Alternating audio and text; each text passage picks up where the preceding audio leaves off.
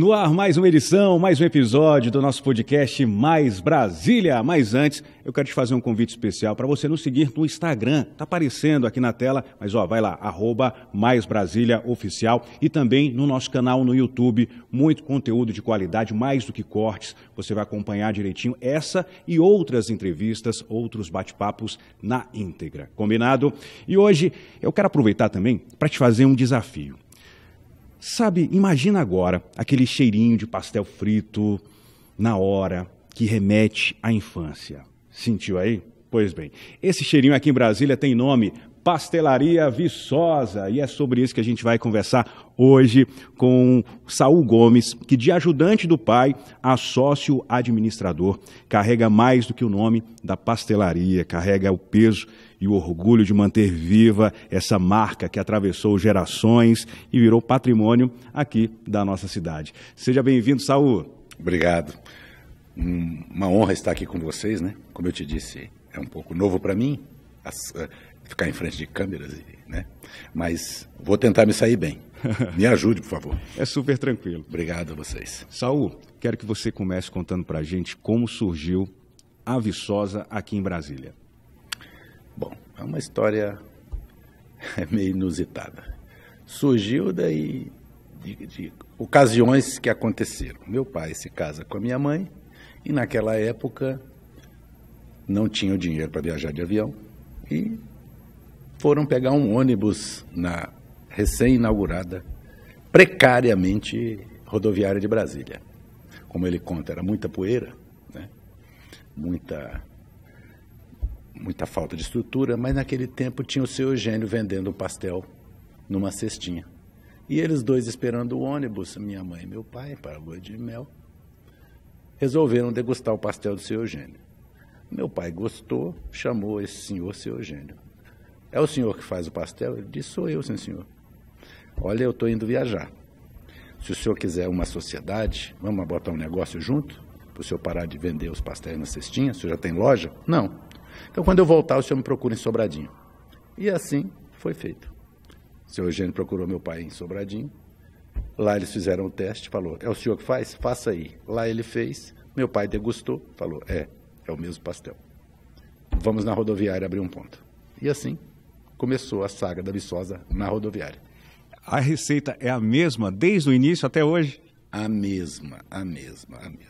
E o seguinte, receita de pastel não tem segredo, você tem qualidade nos produtos, mas é a mesma receita com o toque do seu Eugênio. Eu não sei qual era o toque, mas ficou lá, no ambiente da empresa. Continua a mesma coisa. Essa magia, né, que encanta até hoje. Exatamente. E o nome Viçosa veio de onde? Justamente, Viçosa, seu Eugênio era de Viçosa. E aí eles falaram, vamos colocar uma loja, mas qual será o nome? Meu pai, escolhe, você que é o pai do pastel. Vou colocar o nome da minha cidade, que eu gosto muito, Viçosa. Meu pai, embora seja mineiro, não era de Viçosa. Ele era de Barra Longa, uma cidadezinha, perto do Governador Valadares. E assim ficou, Viçosa, por causa do seu Eugênio, que era natural de Viçosa. Interessante. Eu sou aqui de Brasília, natural lá da Ceilândia. Estava conversando aqui nos bastidores. Nessa época não tinha tantas atrações aqui em Brasília, mas uma das atrações era justamente ir ao plano piloto, ao Conjunto Nacional. Quando a gente passava ali na rodoviária, era tradição. Tínhamos que comer o trio Viçosa. 2 pastéis e um caldo de cana. Esse trio Viçosa continua até hoje? Até hoje, é o carro-chefe. Inclusive, às vezes meu apelido, quando você chega nas festas, trouxe o trio pra gente? Eu não trouxe o trio, vocês vão comer lá para pagar. Outra coisa também, deixa eu te mostrar, é o seguinte, te lembrar, era comer o pastel e andar na escada rolante. Sim, era uma atração. Era isso. Era uma aventura. Isso, Que legal. Agora o seguinte, quando você começou a trabalhar com seu pai, quando você começou a trabalhar, que ano foi isso mais ou menos? Você tem essa recordação? Tenho, veja bem, eu já comecei a ir para a rodoviária na Kombi do Pastel, junto com o motorista, né? Eu ia para a rodoviária e ficava por ali brincando. Em Brasília não tinha muita coisa que fazer, muitas vezes eu ficava na Viçosa, com meu pai, de lá eu pegava carona para a rodoviária, na loja da matriz da Viçosa, e pegava carona para a rodoviária e ficava circulando pela rodoviária, mas isso aos 12, 13 anos. E ali aprendi a mexer no caixa aqui, outra acolá, e pegar uma balinha que naquela época tinha, então era bom isso, ir para pegar a balinha, você entendeu? E rodar pela rodoviária. Isso era o pagamento. Era o pagamento. Então você tem essa memória afetiva. Hoje existe uma variedade de pastéis, de sabores. Nessa época, qual era o principal sabor que era vendido lá? E por incrível que pareça, continuam os mesmos até hoje. Antigamente era carne, queijo, palmito e só. Carne, queijo, palmito. Carne, queijo, palmito no início. Você entendeu? E aí continuamos com carne e o queijo. O queijo sempre saindo mais e o carne segundo. E agora já temos outros sabores, calabresa, queijo, frango catupiry, mas carro-chefe é carne e queijo, não adianta. Não adianta. Carne e o queijo. Eu tenho essa memória, era o pastel de carne, queijo, e terceiro lugar ali o de calabresa, porque era diferente, que tinha aquele sabor, né, diferente, exato. Que a gente levava para casa. Isso. Mas você é jovem, por isso que você tem um de calabresa. Se fosse antigo como eu, era só carne, queijo e palmito. Nem tão jovem assim. Então você tem essa memória afetiva. Mais ou menos que idade você realmente começou a trabalhar mesmo para valer ali? Olha, como eu te disse, eu sou mais chão de fábrica, né? Aos 15 anos, eu lembro que eu tinha feito um péssimo primeiro semestre no colégio. E aí, meu pai, você vai perder o ano mais uma vez. Só que agora você não vai perder assim, não. Você vai para a fazenda, vai trabalhar lá, para depois você voltar e dar valor. Agora, lá você não vai ter regalia. E ele me jogou para a fazenda. E assim eu fiquei lá na fazenda dos 15 aos 16. Voltei aos 16. Mas eu já não queria voltar, eu queria ficar na fazenda. Aí eu falei, agora você vai voltar, e agora você vai lavar bandejão. Então foi aos 16 anos que eu comecei mesmo a pegar firme com carteira assinada. Legal. Na sua opinião, Saul, o que torna esse pastel da Viçosa tão especial que fica gravado na memória das pessoas quando visitam lá a Viçosa? Bom, eu acho que é a tradição pai para filho, você entendeu? As famílias que vão lá já contam a magia do pastel, embora seja uma coisa bem gostosa, bem prazerosa comer um pastel, que eu gosto muito até hoje. Nossos ingredientes são todos de primeira qualidade. Nós compramos, por isso que nós até montamos um frigorífico uma vez, porque nós tínhamos escassez de carne na época. Então, nossos ingredientes são sempre de primeira qualidade. Nossos profissionais são sempre treinados, equipe de nutrição, engenheiro de alimentos, tudo isso nós temos. E o que acontece é a tradição de pai para filho, que vem aquele sabor que só consegue passar mesmo quem viveu a experiência do início de Brasília. Então, acho que o início de Brasília e os produtos de primeira qualidade são o carro-chefe para manter isso aceso, essa chama do sabor acesa nas pessoas. A Viçosa cresceu junto com Brasília. Então, é uma cidade relativamente jovem em comparação a outros centros urbanos aí. Estamos passando por transformações. Como é que foi a transformação da Viçosa ao longo dos anos aí? Das dificuldades, como é que continua assim, de forma tão intensa e tradicional no mesmo ponto ali na rodoviária? Bom, em primeiro lugar, você sabe, né? Ali sempre foi concessão de governo, né? Hoje ela passou, mais uma vez, agora ela passou para a iniciativa privada. Mas nessas transições de governo a governo, você nunca sabia se você ia ficar ou não. Porque tinha certas exigências que a gente tinha que cumprir. Mas a gente se manteve lá se manteve lá até hoje com essa correria, essa garra de nos mantermos bem intencionados, com nossas contas em dia, quanto com o fisco, com tudo, e sempre amigo dos governantes, porque, veja bem, graças a Deus, todo governante, quando vai fazer sua campanha, passa lá para comer um pastelzinho. Você entendeu? Então, é um afago que a gente dá aos nossos candidatos, e os candidatos nos retribuíam.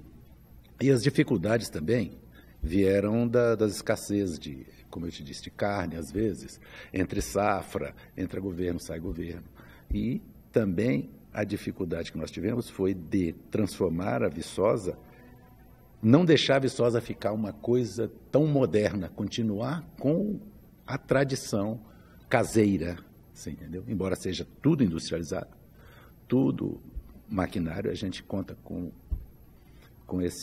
essa inovação, a gente não pode tirar essa pegada caseira do produto. Então, isso que nos ajuda a sobreviver às nossas dificuldades.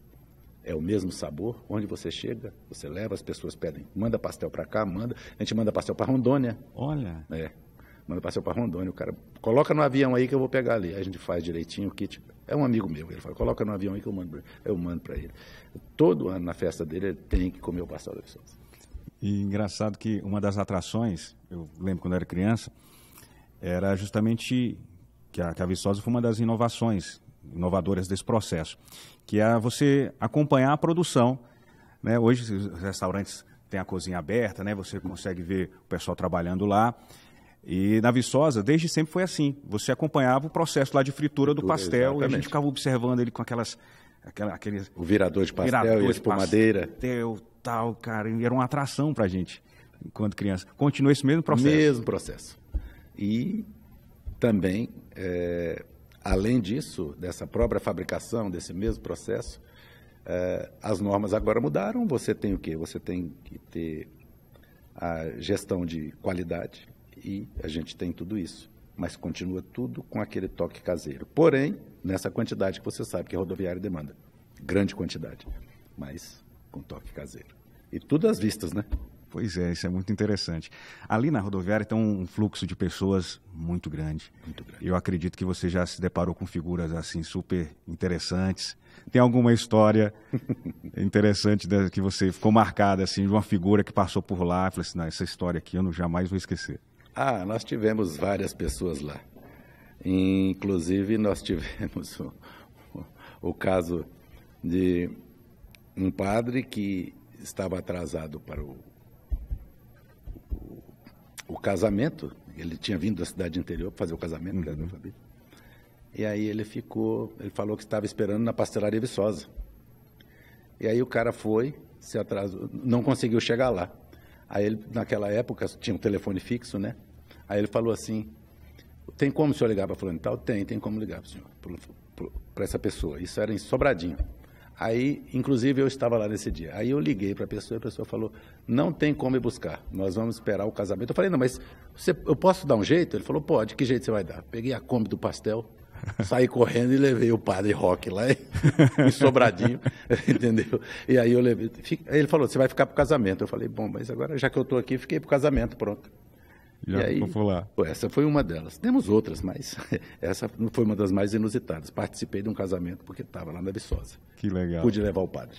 E nessas mudanças de geração, os seus filhos nasceram aqui em Brasília também? Sim. Não, uma nasceu em Lusiânia e os dois outros nasceram aqui. Os dois primeiros nasceram aqui. A terceira nasceu em Lusiânia. Porque eu havia mudado para Lusiânia, que eu estava fazendo uns negócios em Lusiânia, estava tocando um negócio em Lusiânia e mudei para Lusiânia e a terceira filha nasceu lá. Agora, os dois nascidos aqui são o Sebastião e a Bruna. Um com 30 e outra com 25. E essa que nasceu em Lusiânia, 19. Eles trabalham com você também? Não, estão estudando. Um foi para a China. Foi fazer mestrado na China. A minha filha está fazendo veterinária no Rio, a Bruna, a de 25. E a mais nova está fazendo marketing, mas já está começando a engajar lá no marketing da Viçosa. Certo? Só que como a vida desses meninos hoje é muito acelerada, eu tenho que ficar puxando elas às vezes. Falar, olha, vem cá, me ajuda. Mas acho então é isso. Eu tenho certeza que vai se apaixonar, vai. Tanto quanto o pai, como a população aqui de Brasília que se apaixonar. Com certeza. Ela mexendo em marketing agora com essas...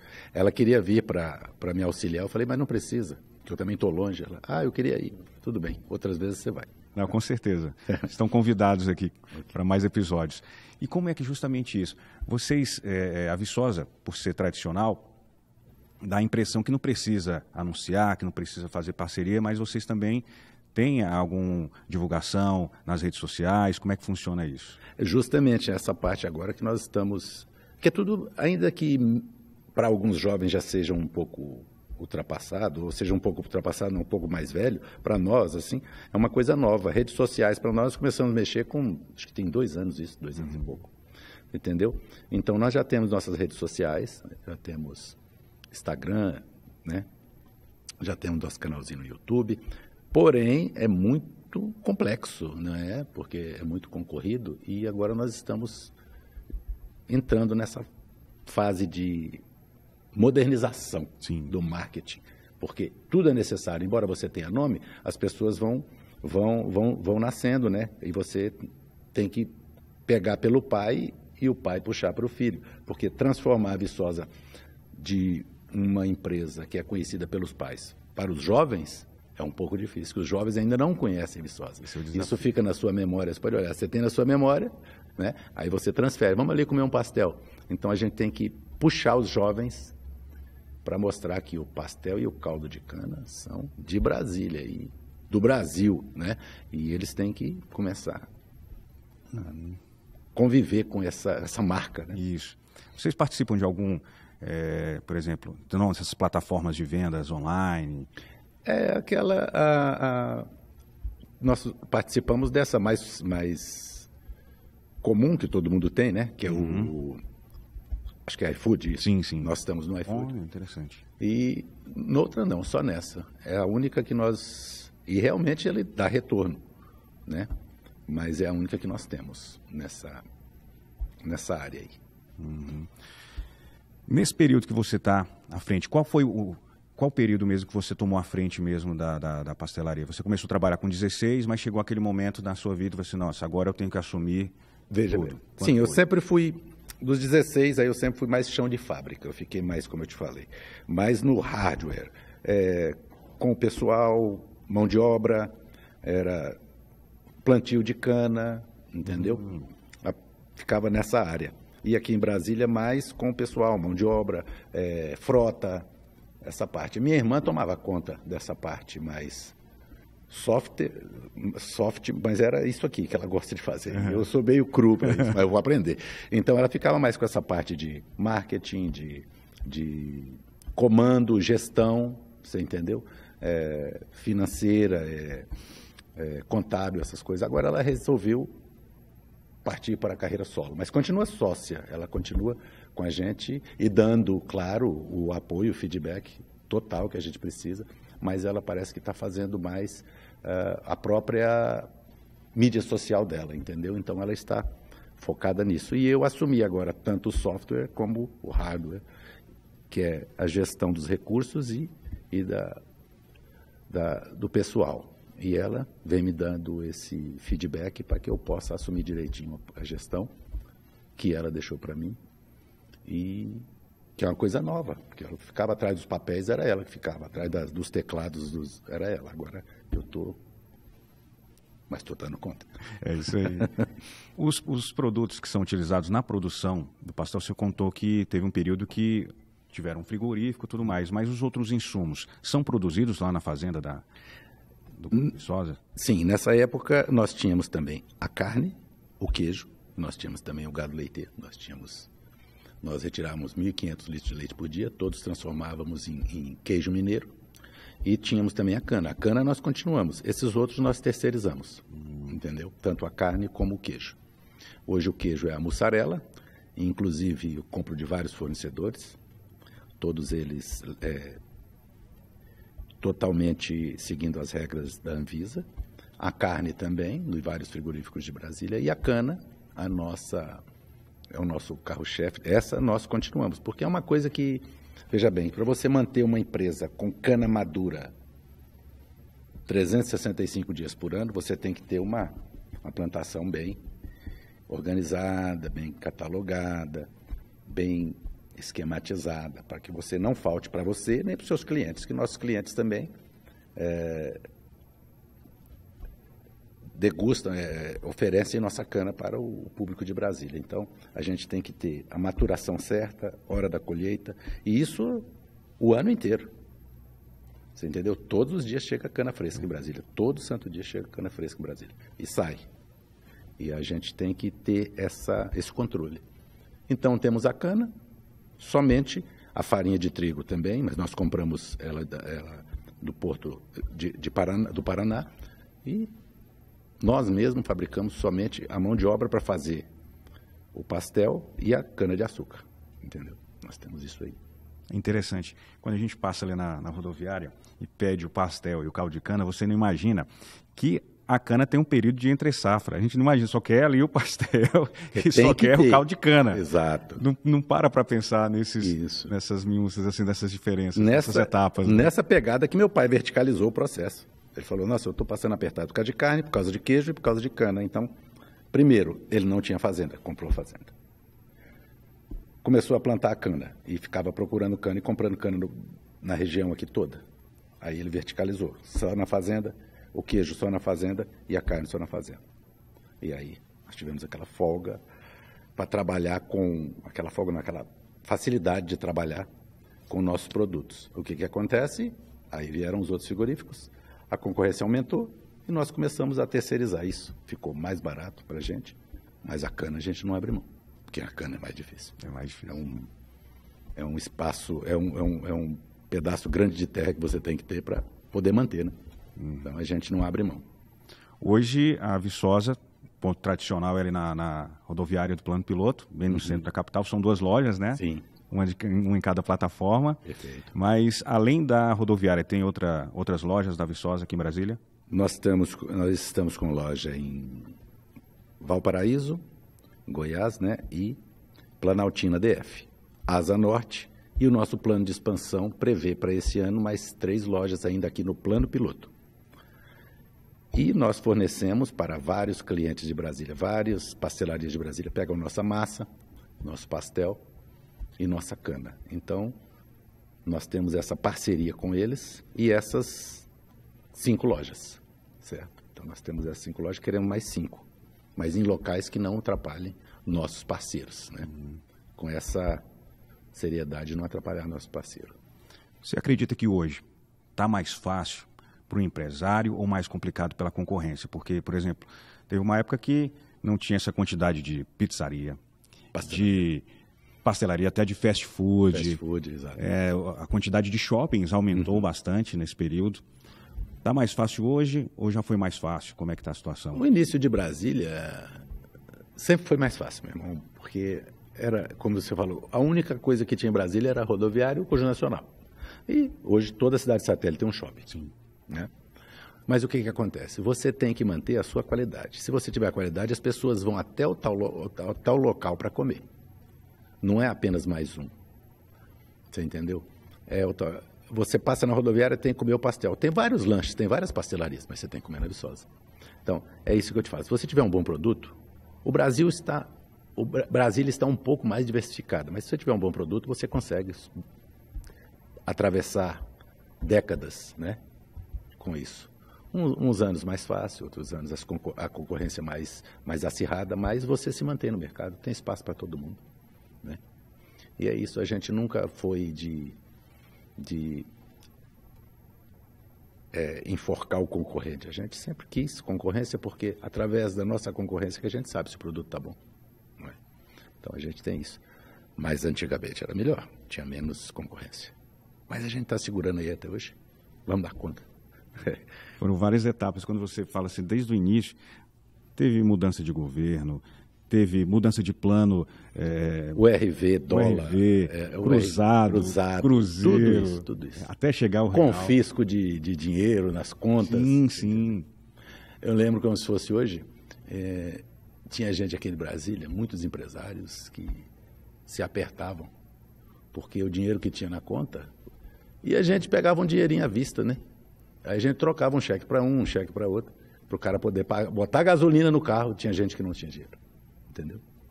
Então era isso, naquela época, a gente sofreu também. Sim. Mas embora todo dia pingasse um pouquinho, a gente ajudava um aqui, outro acolá. Brasil é isso, é cheio desses desafios. Quem diria que nossa poupança ia ser confiscada.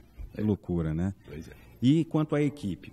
Você tem uma noção de quantos funcionários você tem hoje trabalhando na linha de frente nas pastelarias e também lá na fazenda? Na fazenda. Nós estamos com um total de quase 200 funcionários. Certo. Mas nós já tivemos bem mais. E o que acontece? Esse é o verdadeiro carro-chefe. Esse é o verdadeiro carro-chefe da empresa, são os funcionários. Os funcionários, meu pai sempre disse, um funcionário vale a empresa inteirinha, mas uma empresa inteirinha não vai valer um funcionário se ele for bom.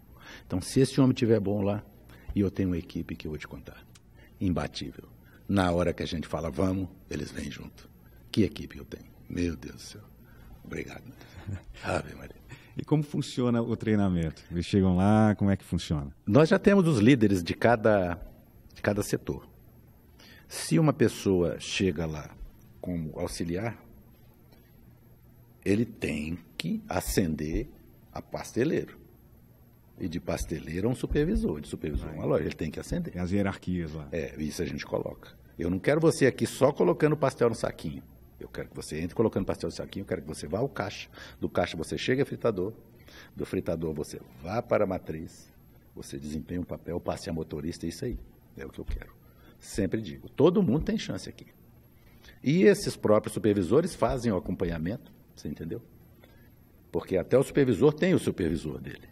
Então fazem o acompanhamento e nos dizem se dá para segurar, se aperta mais um pouco, ou se deixa ele até, porque as pessoas às vezes desistem, né? Temos isso. Não, é importante também conhecer o processo, de cada etapa do processo, né? Porque assim, até aquele pastel chegar para ser colocado no saquinho, para ser entregue para o cliente. O cara tem que saber de tudo. Meu caso lá, comecei ali, depois fui para a caixa, de caixa supervisor da loja, que tinha que prestar conta que eu tinha um supervisor. Passei a motorista e eu tinha um supervisor, o gerente de veículos, supervisor de veículos.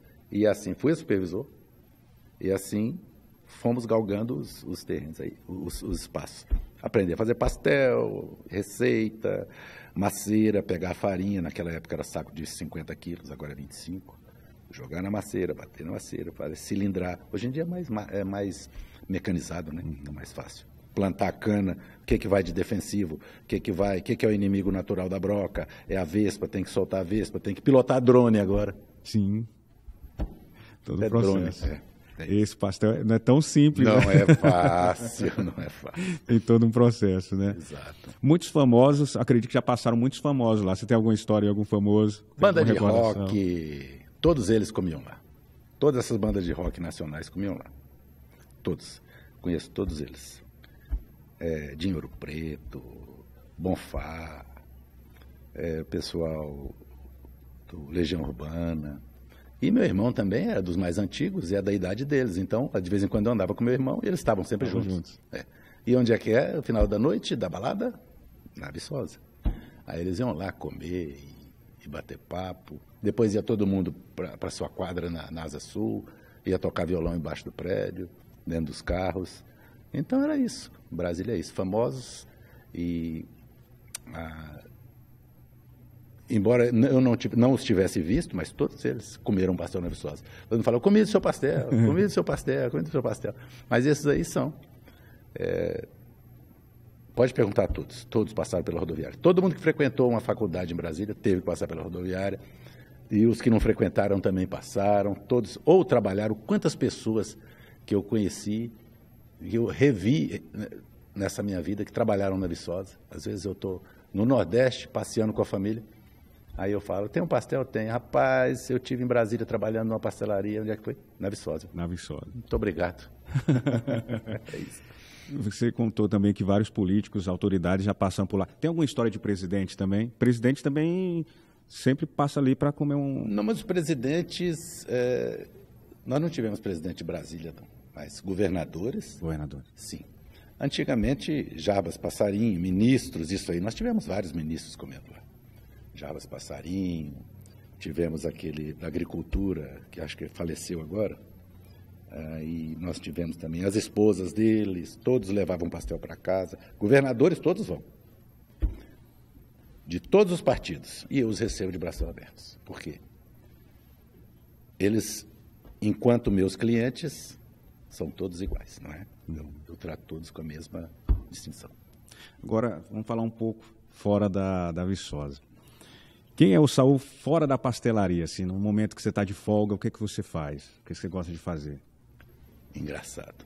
Pensar no que eu vou fazer na segunda-feira no trabalho. E isso é cruel, porque a família cobra, né? Aí eu já estou no terceiro relacionamento, 2 casamentos, agora estou com a terceiro relacionamento. E Agora eles pegaram no meu pé, vamos ter que viajar em julho. Mas em julho? Em julho eu dei férias para tantas pessoas. Pois é, nas próximas vezes você tem que ir também. Aí eu tive que viajar um pouquinho em julho. A gente sempre faz essa mescla. Eu cedo um pouco, que eu também tenho que ceder, porque nem só de Viçosa vive a família toda, né? Então, todo mundo precisa de um pouquinho de lazer. E eu acompanho eles nessas aí. Mas com vontade de voltar para trabalhar, não. Passou de 5 dias, eu fico, vamos. Tá na hora. Vamos. Mas a gente está sujeito a isso. Aí hoje, como é que você divide sua rotina? Você fica mais na frente lá da fábrica, lá na fazenda? Como é que é a tua rotina? A minha rotina é o seguinte, quando chega, às vezes na quinta, eu vou sexta, eu vou na sexta de manhã e volto no sábado da fazenda. Eu vou na sexta de manhã, passo sexta, vejo o que tem que ser feito e no sábado, antes das 3, eu já estou saindo. Porque vem o domingo e o domingo costuma ser um pouco arrochado, que o pessoal também gosta de descansar. Então a gente, né? E eu já fico na empresa, já no domingo.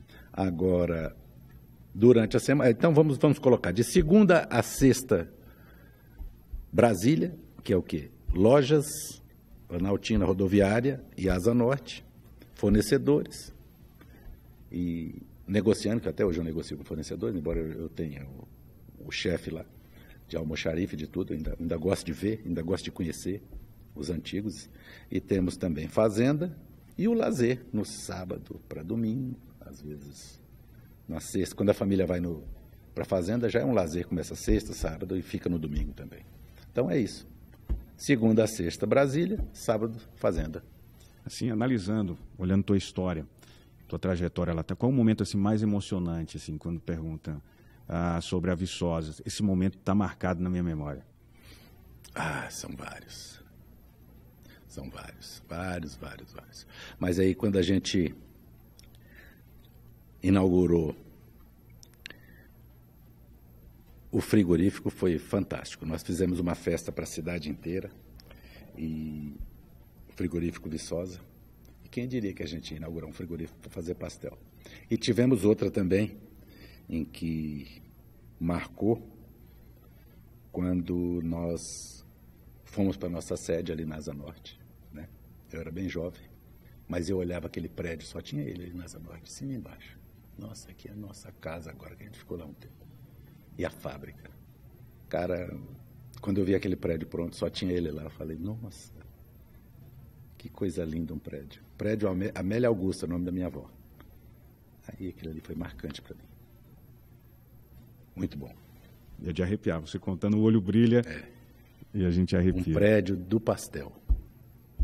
Oficina do pastel. Tudo era ali. Tudo se fazia ali, se consertava ali. E aquele monte de funcionários entrando e saindo. Oh, mas é bom demais, eu vou te contar. Não tem preço, né? Não tem preço. Não tem preço o carinho que eles têm comigo e eu tenho com eles. É o que eu sempre te digo. Quem é o meu presidente? Meu presidente é meu público, que alimenta os meus funcionários, que me alimenta. Então, quem manda em mim é meu público. O que meu público quer, eu vou fazer. O cliente sempre tem razão comigo.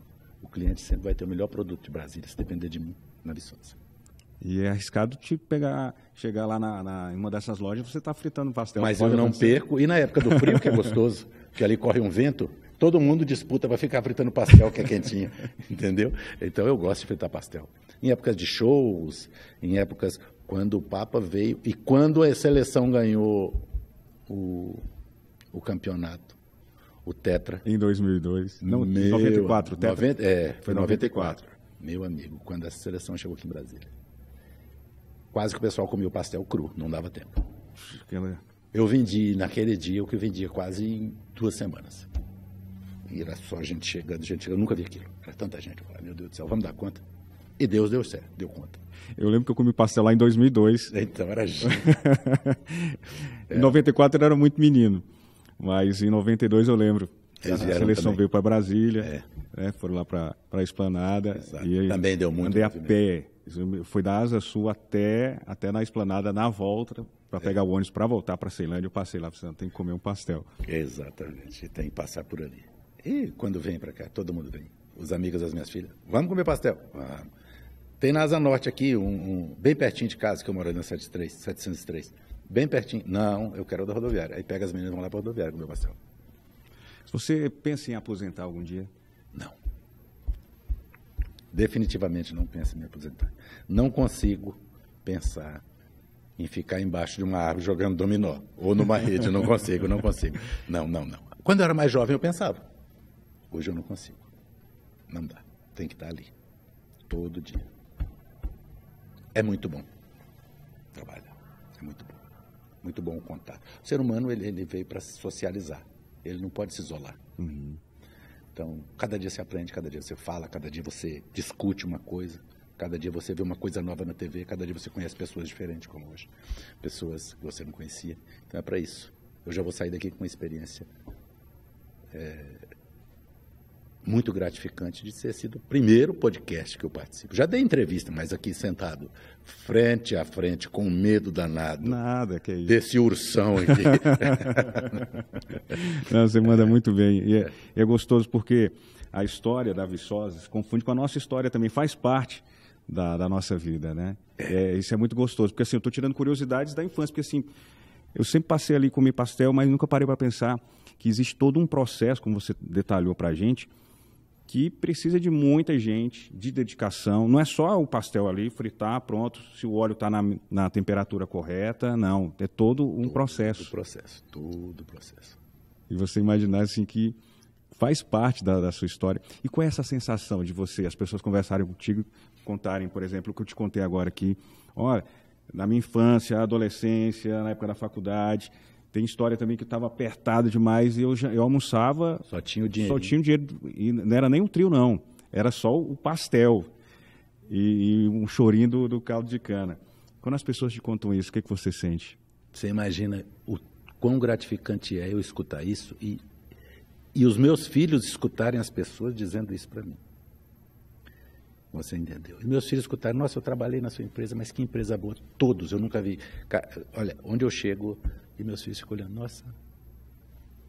Aí eles aprendem e falam, nossa, eu tenho que continuar esse legado. Então, isso aí é muito gratificante. O que vocês fazem por nós, só esse feedback que a gente tem, a coisa dá vontade de sair daqui, vamos trabalhar um pouco mais, vamos lá, vamos para a rodoviária para você ver como é que está lá. Então, é isso. A gente fica muito lisonjeado com esse tipo de coisa. Se você pudesse escrever uma frase, escolha só uma frase para colocar na fachada lá da pastelaria, o que você escreveria? Já tem, né, aquela antiga, mas o que eu colocaria hoje é obrigado, meu pai, obrigado, minha mãe. É isso. Presente. Que eles nos deram. Por intermédio de Deus, né? Obrigado. A gente que agradece a sua participação aqui conosco, contando essa história, que faz parte da nossa história também, principalmente de quem nasceu aqui em Brasília, como eu, e é tradição. A gente aproveita até para fazer um desafio para você que ainda não conhece Brasília, vem a Brasília, você tem que passar parada obrigatória na rodoviária e procura. Pastelaria Viçosa. Já estou fazendo a propaganda aqui, que vale a pena. Obrigado. Eu posso falar com propriedade que eu sou cliente, né? Que eu sou cliente, eu posso falar. Você não vai se arrepender, além de que é uma experiência única, aquele pastel quentinho, ó, estou salivando aqui, aquele pastel quentinho, e principalmente depois de conhecer toda a história de amor, de dedicação aqui do Saul e toda a sua equipe, da família também, isso é importante para a gente conhecer. Saul, o pessoal que está nos acompanhando agora, assistindo na Rede Gênesis, vai acompanhar no YouTube também, tem algum conselho para quem tem um sonho de começar uma empresa, um negócio, em qualquer área? O que você pode dizer para essa pessoa que está sonhando? Gostaria muito de trabalhar com produção, vendendo alguma coisa. O que você pode dizer para essa pessoa? Olha, você tem que dar o chute inicial, seja no que for. Você entendeu? Você tem que dar o start e manter o foco. Você, dentro de você tem uma coisa que se chama consciência. Siga a sua consciência. É melhor você seguir a sua consciência do que o palpite do de fora. Se você tem uma vontade de empreender, você olha, pensa, escuta e fala pouquinho. Mas você tem que dar o primeiro pontapé no seu sonho. O resto vem por acréscimo. Porque você vai estar munido da sua consciência te ensinando que a coisa é boa. A sua consciência fala dentro de você. Siga a sua consciência. Então é isso. É isso aí. Saul, muitas pessoas que já tive a oportunidade de conversar com pessoas que empreendem, falam que a família nem sempre ajuda, no sentido de incentivar. Porque assim, tem a preocupação da família que o filho ou o parente não quebre a cara. Né? Fala assim, não mexe com isso não. Às vezes nem é por mal. É com medo de que a pessoa fracasse, passe por uma situação mais complicada. Quando você assumiu, teve algum momento que a família falou assim, não, Saul, já está consolidado, vamos vender isso aí, vamos cuidar de outra coisa? Bem, as propostas aparecem, né? Mas a nossa família sempre foi família de empreendedores. A gente nunca cogitou em vender, embora pessoas quiseram comprar nossa marca, a gente nunca cogitou. Mas nos entra e sai de governo, nos entrevérios que a gente, como era concessão, não sabia se ficar, a gente pensava às vezes, nossa, vamos sair daqui da rodoviária e vamos arrumar nossos pontos, porque todo ano é essa ladainha. Mas a gente falava, a gente não pode deixar isso aqui. Meu pai falava, e o público já está acostumado com isso aqui, onde é que eles vão comer? Eles têm que vir aqui, então a gente não pode sair daqui. Então a gente ficava ali, agarrado, e não saía. E não topamos nenhuma proposta indecente. E não haveremos de topar. Vamos continuar trabalhando ali. E você, que tem vontade de tocar o seu negócio, não vai na conversa dos outros, vai pela sua consciência. Ela é mais honesta com você do que qualquer ser humano. É verdade. Não anule sua consciência.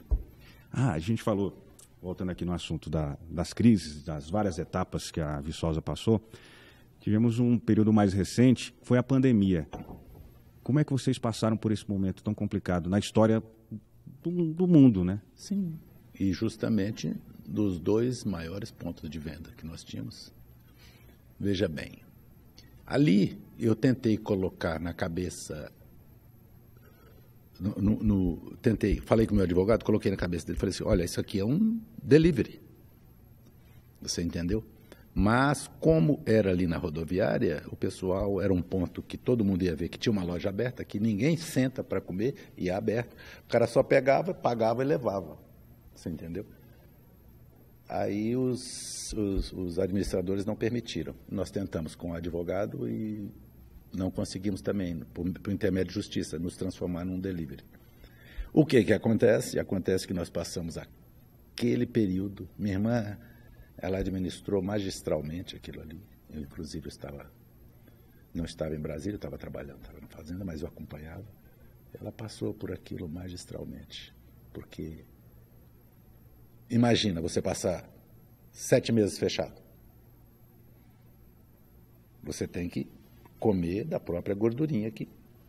Demitir funcionários que não precisava demitir, porque ninguém aguenta ficar 7 meses pagando salário, sem faturamento. Uhum.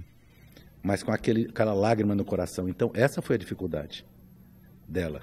Por isso é que eu digo, ela foi uma grande mulher nessa época. Conseguiu. Então, é isso. Nesse período todo? Foi catastrófico para nós. Nesse período, você já pensou em fazer outra coisa? Cuidar só da fazenda? Deixar a pastelaria de lado? Pensou em fazer outra coisa da vida? A consciência, às vezes... é isso que eu te falo. A vaidade é uma coisa, né? Eu falei, bom, já que deu certo na pastelaria, nós vamos colocar, pensei comigo, uma churrascaria. Aí tínhamos o frigorífico. A pessoa botar uma churrascaria. Mas aí minha consciência falou, é isso que você quer ou é a vaidade que tá? E eu olhava uma casa bonita, pessoal, vai dar certo. Mas aí a consciência falava, não é isso que você quer. Então, eu mesmo quase me preguei essa peça. Mas eu voltei e falei, não, meu lugar é aqui. Deixa eu quietinho aqui. Me deixa quietinho aqui. E a consciência fez, graças a Deus.